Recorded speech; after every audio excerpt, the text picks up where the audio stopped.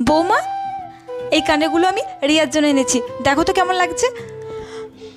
বাহ মা, কানেরগুলো তো খুব সুন্দর লাগছে। কিন্তু মা, তুমি কি জানো এই কানেরগুলো পরে আমাকে আরও বেশি ভালো লাগবে। ঠিক আছে বৌমা, তোমার যদি এই কানের জোড়া পছন্দ হয়ে থাকে তাহলে তুমিই রেখে দাও। ঠিক আছে মা। বৌমা, হ্যাঁ মা, আমি বাজারে যাচ্ছি রিয়ার জন্য শাড়ি কিনতে।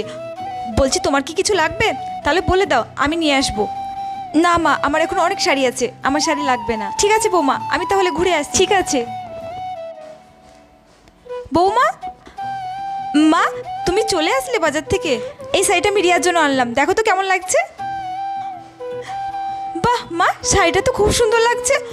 মা, আমি এই শাড়িটা রেখে দিচ্ছি, তুমি বরঞ্চ রিয়াদির জন্য আরেকটা নতুন শাড়ি নিয়ে এসে দিও। ঠিক আছে বৌমা, তুমি রেখে দাও। ঠিক আছে মা। মেয়েদের যদি এইরকমই শাশুড়ি হতো তাহলে কতই না ভালো হতো। একটা লাইক করে সাবস্ক্রাইব করতে ভুলো না কিন্তু।